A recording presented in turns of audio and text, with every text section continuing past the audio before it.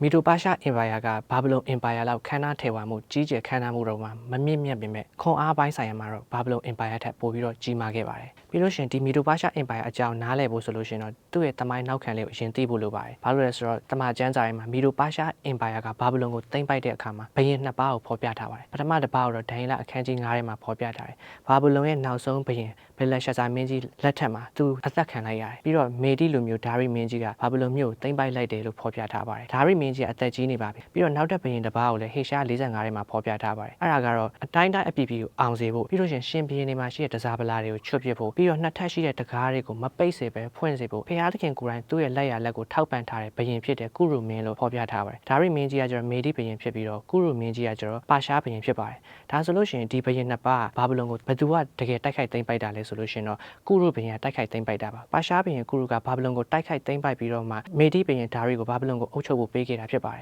်ပြီးလို့ရှိရင်နေဘုကဒ်နေဇာရဲ့အိမ်မက်ထဲမှာရှိတဲ့ရုပ်ထုရဲ့ရင်ဘတ်နဲ့လက်နှစ်ချောင်းပါတဲ့အတိုင်းပဲတကယ်လဲမီဒိုအင်ပါယာနဲ့ပါရှားအင်ပါယာဆိုပြီးတော့ဘာဘလုံသိမ်းပိုက်တဲ့အင်ပါယာနှစ်ခုဖြစ်နေပါတယ်ပြီးလို့ရှိရင်မီဒိုအင်ပါယာနဲ့ပါရှားအင်ပါယာနဲ့နှစ်ခုလုံးကအမျိုးတော်ကြပါတယ်ဘယ်လိုတော်လဲဆိုတာပြပါမယ်ပါရှားဘုရင်ကုရုရဲ့အဖေအရင်တော့ဘုရင်ဖြစ်ခဲ့တဲ့ကန်ပိုင်စစ်နံပါတ်1ကမိမပြင်မီဖီယာမန်ဒိန်းမှာတနည်းအားဖြင့်ကုရုဘုရင်ရဲ့အမေရဲ့ဖေကတော့မေဒီဘုရင်အာစတာဂျီယက်ဖြစ်ပါတယ်အဲ့အာစတာဂျီယက်မှာသားတစ်ယောက်ရှိတယ်သူ့နာမည်ကကျတော့ဆာရက်စစ်လို့ခေါ်တယ်ပြီးလို့ရှိရင်ဒါရီလို့လည်းအသိများကြတယ်ဒီလိုနဲ့ကုရုရဲ့အမေမန်ဒိန်းနဲ့ဒါရီနဲ့ကမောင်နှမတော်တဲ့အတွက်ကြောင့်မလို့အစတာဂျီယက်ဆိုရဲမေဒီဘုရင်တည်သွားပြီးတဲ့အခါမှာဒါရီစ်ကဘုရင်ဖြစ်လာတဲ့အခါမှာပြီးလို့ရှိရင်အကန်ပိုင်စစ်ကလည်းတည်သွားပြီးတော့ပါရှားမှာလည်းကုရုဘုရင်ကဘုရင်ဖြစ်လာတဲ့အခါမှာသူတို့နှစ်ယောက်ကဦးလေးအဖြစ်အမျိုးတော်ကြပါတယ်ဒါကြောင့်မလို့ကျမ်းစာတွေမှာဖော်ပြထားတဲ့အတိုင်းလက်နှစ်ချောင်းဆိုတဲ့အတိုင်းမေဒီအင်ပါယာနဲ့ပီရတီအင်ပါယာဆိုပြီးနှစ်ခုလုံးကပေါင်းစည်းပြီးတော့အတူတကွတည်ရှိခဲ့ကြပါတယ်ဘာဘလုံကိုတကယ်တိုက်ခိုက်သိမ်းပိုက်ခဲ့တဲ့အင်ပါယာကတော့ပါရှားအင်ပါယာဖြစ်ပါတယ်တိုက်ခိုက်သိမ်းပိုက်ခဲ့တဲ့ခုနှစ်က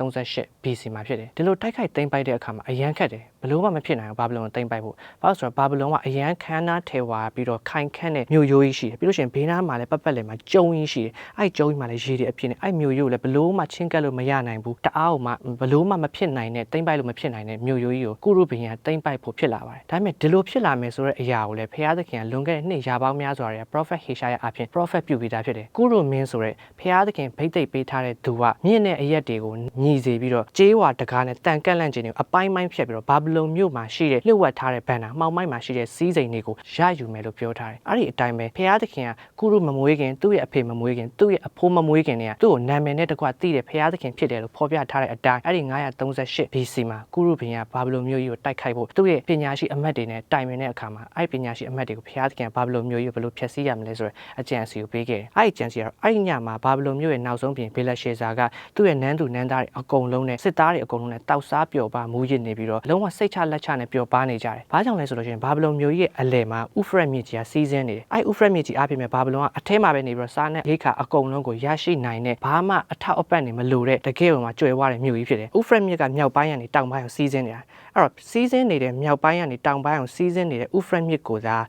ာလွှဲသွားအောင်လို့နောက်ထပ်မြစ်လမ်းကြောင်းလှုပ်လိုက်မယ်ဆိုလို့ရှိရင်အဲ့ဥဖရက်မြစ်ကြီးကဘာဘလုံမျိုးတွေကိုစီးဆင်းနိုင်မှာမဟုတ်တော့ဘူးဒီအကြံစီကိုကုရုမင်းကပညာရှိတွေအပြင်သိသွားတယ်အဲ့ဒီကမှသူကဥဖရက်မြစ်ကြီးစီးဆင်းတဲ့လမ်းမှာမြစ်ကိုရေသွဲမြောင်းကြီးတစ်ခုဖောက်လိုက်တယ်ဖောက်လိုက်ပြီးတော့ဘာဘလုံမျိုးကိုဝင်တဲ့လမ်းမှာအုံးပင်တွေကိုလှဲချလိုက်တဲ့အခါမှာဥဖရက်မြစ်ကြီးကဘာဘလုံမြို့ဘက်ကိုမစီးသွားဘဲနဲ့ရေသွဲမြောင်းကနေမှတစ်စင်မြေနှိမ့်တဲ့ဘက်ကိုစီးသွားတဲ့အခါမှာဘာဘလုံရဲ့ဘေးပတ်လည်မှာရှိတဲ့ရေကျုံးတွေအကုန်လုံးရေတွေအကုန်လုံးခန်းချောက်သွားတယ်ခန်းချောက်သွားတဲ့အခါမှာကုရုဘုရင်ကသူ့ရဲ့စစ်သားတွေအပြင်အဲ့ဒီကျုံးတဲကိုအဲ့မြောင်းတဲကိုမြေနှိမ့်ရအရက်ကိုသွားပြီးတော့စမ်းတက်ပြီးစင်းစေခိုင်းတယ်စင်းလိုက်တဲ့အခါမှာအီဂျစ်ကနေဖျားသခင်ကအစ္စရေးလူမျိုးတွေကိုခေါ်လိုက်တဲ့အခါမှာပင်လယ်နှစ်ချမ်းခွဲပြီးမြေကြီးကိုနင်းလိုက်တဲ့အခါမှာမြေကြီးကိုခြောက်သွေ့နေတယ်လို့ပဲအဲ့ဒီအခါမှာလဲကုရုတပ်သားတွေကစင်းလိုက်တဲ့အခါမှာမြေကြီးကခြောက်သွေ့နေတယ်ဆိုတာတွေ့ရတယ်အဲ့ဒီအခါမှာသူတို့အရန်ပြင်းတဲ့မြို့ရိုးတွေကိုလေကားနဲ့တက်သွားကြတယ်ဒါပေမဲ့အဲ့ဒီအချိန်မှာစစ်သားတွေအကုန်လုံးကမူးပြီးတော့တောက်စားနေတဲ့အခါမှာသူတို့လာလို့လာမယ်လည်းမသိလားအဲ့ဒီအချိန်မှာပါရှားစစ်သားတွေကဘာဘလုံစစ်သားတွေကိုတက်ပြီးတော့ဂိတ်တကားကိုခွင့်ပြီးတော့ဂိတ်ပေါက်ကနေမှစစ်သားကိုထိုးပြီးတော့ပါရှားစစ်တပ်တွေအကုန်လုံးကဘာဘလုံနဲ့ဝင်ရောက်တိုက်ခိုက်သိမ်းပိုက်ခဲ့တယ်ဒါက prophet ပြုချက်ကလွန်ခဲ့တဲ့နှစ်ပေါင်းများစွာတွေက prophet ပြုခဲ့တဲ့လုံးဝပြည့်စုံခဲ့ပြီးဆိုတာနဲ့ဒီဘာဘလုံမျိုးကြီးကိုသိမ်းပြီးဆိုတာနဲ့သူ့ရဲ့ဦးလေးဖြစ်တဲ့ Cyrus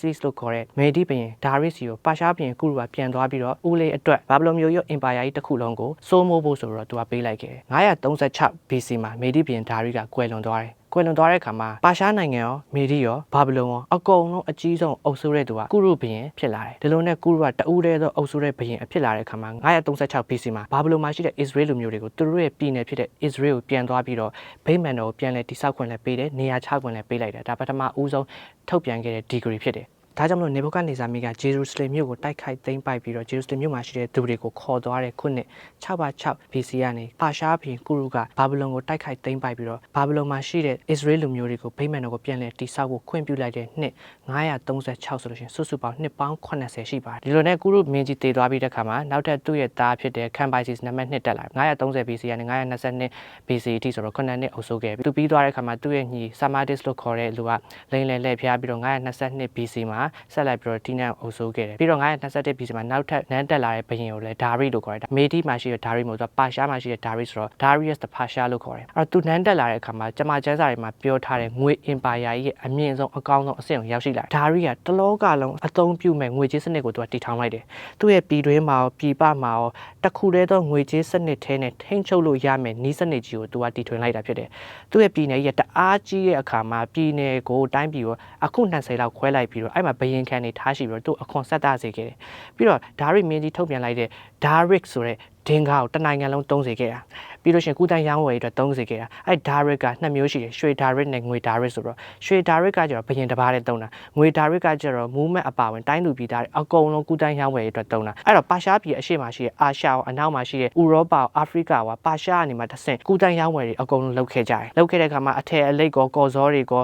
ကရိယာပစ္စည်းတွေကိုတစားပလာမျိုးစုံကိုကုတန်းရောင်းဝယ်လုပ်ခဲ့တဲ့အခါမှာကုတန်းရောင်းဝယ်လမ်းကြောင်းဖောက်ဖို့လဲတော်ဝင်လမ်းကြီးဆိုပြီးတော့ပါရှားဘယင်ဒါရိကဖောက်ခဲ့ပြီးတော့စာပို့တဲ့စနစ်ကိုလည်းသူလုပ်ခဲ့တယ်ပြီးတော့ကုန်းပိုင်းကုတန်းရောင်းဝယ်နေမကောက်မြေထဲပင်လယ်မှာကုတန်းရောင်းဝယ်လုပ်ဖို့ဖိုနီရှားဒေတာမှာတင်မောစိတ်တွေအများကြီးထားရှိပြီးတော့တင်မောတွေအများကြီးကိုလည်းစောက်လုပ်စေခဲ့တယ်မြေထဲပင်လယ်ဒေတာနဲ့ပင်လယ်နီကိုဖောက်လို့ရအောင်လို့ဆိုပြီးတော့490 BC မှာအီဂျစ်မှာရှိတဲ့နိုင်မြစ်ကနေမှတဆင့်ဇူအစ်အရက်ကနေဆူအက်အရက်အထိကိုတူးမြောင်းကိုဖောက်ပြီးတော့ပင်လယ်နီနဲ့နိုင်မြစ်ကိုဆက်သွယ်လိုက်ခြင်းအပြင်မြေထဲပင်လယ်နဲ့ပင်လယ်နီနဲ့ဆက်သွယ်လို့ရတဲ့အခါမှာကုန်းပိုင်းဆိုင်ရာမှာလည်းငွေဒင်းကားနဲ့ပတ်သက်ပြီးတော့ကုတန်းရောင်းဝယ်မှုတွေရှိတယ်ပင်လယ်ပိုင်းဆိုင်ရာမှာလည်းငွေဒင်းကားနဲ့ပတ်သက်ပြီးကုတန်းရောင်းဝယ်မှုတွေရှိတဲ့အခါမှာအဲ့ဒီငွေဒင်းကားတွေကမီဒိုပါရှားအင်ပါယာအနှံ့မှာကုတန်းရောင်းဝယ်မှုတွေဖြစ်ခဲ့ပြီးတော့ဘယင်ရဲ့မြို့တော် Persepolis မှာလည်းငွေဒင်းကားတွေအမြောက်အများနဲ့ပြည့်စုံတယ်ဒါကြောင့်မလို့ငွေအင်ပါယာဖြစ်မယ်ဆိုတဲ့မီဒိုပါရှားအင်ပါယာကိုတမန်ကျန်းစာဟိုအစော်ကြီးတဲ့ကိုက profit ပြုထားတဲ့အရာကလုံးဝရာနှုန်းပေးကပြည့်စုံတယ်ပြီးလို့ရှိရင်တစ်ကမ္ဘာလုံးမှာငွေကြေးစနစ်တစ်ခုတည်းနဲ့အသုံးပြုလို့ရတယ်ဆိုတဲ့စီးစနစ်ကိုပထမဦးဆုံးစံပြအဖြစ်စတင်ပြီးပြဋ္ဌာန်းခဲ့တဲ့